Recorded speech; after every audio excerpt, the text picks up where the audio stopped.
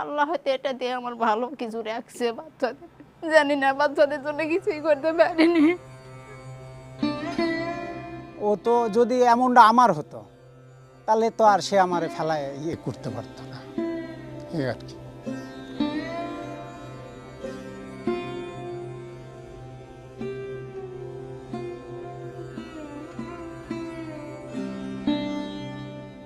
গল্প, কবিতা কিংবা উপন্যাসে ইতিহাসের পাতায় পাতায় অমর প্রেমের বহু উপাখ্যান জায়গা করে নিয়েছে।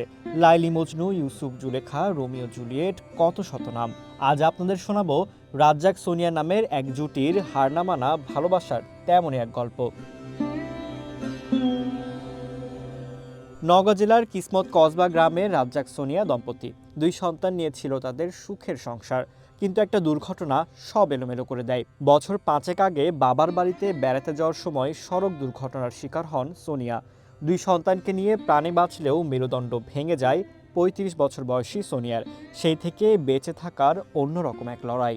আমি সম্পর্ক মনে করেন যে যেটা আমার এখন মনে করেন যে বলার মতো ভাষা নেই। এখনকার যুগে মনে করেন এরকম স্বামী হয়তো 2-1টা আছে বা না আছে, কিন্তু সবাই হয়তো বলে যে আমি হয়তো কি জন্য আমার পাশে আছে, হয়তো আল্লাহ পাক তাকে এরকম একটা কিছু মনের মধ্যে দয়া দিয়েছে দেখে তো তাই আছে। অনেক সময় অনেক কথা বলে যে স্বামী বিয়ে করতে বলিস না, এই করিস না, সেই করিস না। না, আমি হাসপাতালেই বলে দিছি, তখন আমার কান তো ভালো ছিল, যখন বলিছে ডাক্তার জি তোমার এই রুগীর আর আশা নেই বলেছিল, আল্লাহ হায়াত যদি থাকে তো এই রেস্টে রুগীর চিকিৎসা নিয়ে যত মনে করেন চিকিৎসা নিতে পারবেন, আর বেশি যদি টাকা পয়সার ব্যবস্থা করেন তাহলে বাইরের দেশে নিয়ে যাওয়া লাগবে এই রুগীকে, কারি মেরুদণ্ড ভাঙলে তো হয়তো একটু করতে হবে, তো যদি হায়াত থাকে রেস্টে এই রুগী বাঁচানো লাগবে। সবই আমি বলে দিছিলাম, বলছিলাম তুমি বিয়ে শাদী করে নাও, আমার আর আশা করো না। ঠুনকো বিষয়ে এখন সংসার ভাঙার হিড়িক। চাইলেই হয়তো পঙ্গু স্ত্রীকে ফেলে নিজের পথ ধরতে পারতেন দিনমজুর স্বামী রাজ্জাক, কিন্তু অতটা অকৃতজ্ঞ হননি এই মানুষটি। ভালোবাসার টানে ভালোবাসার মানুষের পাশে রয়ে যান। শয্যাশয়ী সোনিয়াকে খাইয়ে দেয়া, গোসল করানো, ওষুধ খাওয়ানো, সন্তানদের দেখাশোনা, এতটা বছর ধরে একা হাতেই সব সামলাচ্ছেন রাজ্জাক। অনেকে এরকম কথা বলে যে বিয়ে শাদী করিস না কা, কি আসই বিষয়, এই তোর এই বইয়ের মধ্যে কি আছে এত বড়, কেন তুই এরকম করিস। তা আমি 2টা চিন্তা করি, একটা হচ্ছে যে আমার 2টা বাচ্চা সাবলম্বী হয়নি, 1, 2 হচ্ছে যে আমি সে যাবেই বা কার কাছে।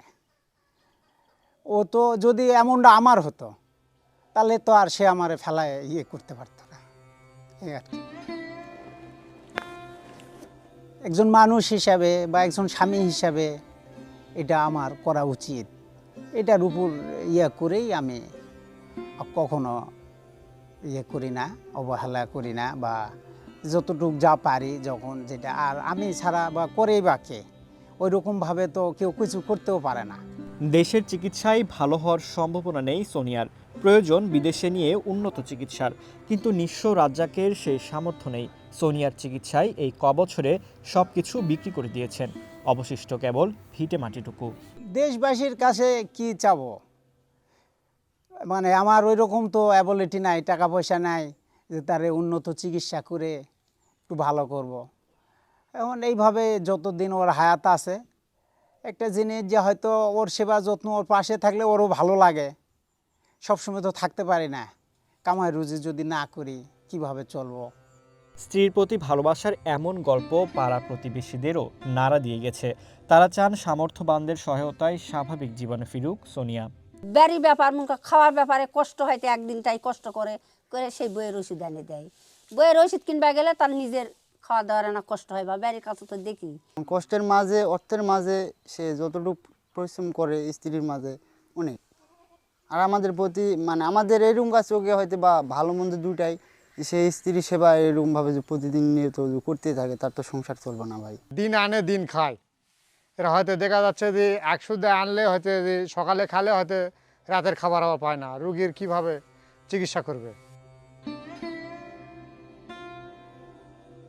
ফুল ভালোবাসেন সোনিয়া, তাই বাড়ির উঠানে ফুল গাছ লাগিয়েছেন সন্তানেরা। বিছানায় শুয়ে শুয়ে যেন ফুল দেখতে পারেন মা। রঙিন সেই ফুলে সাদা কালো জীবনের দুঃখ ভুলে থাকতে চান সোনিয়া রাজ্জাক।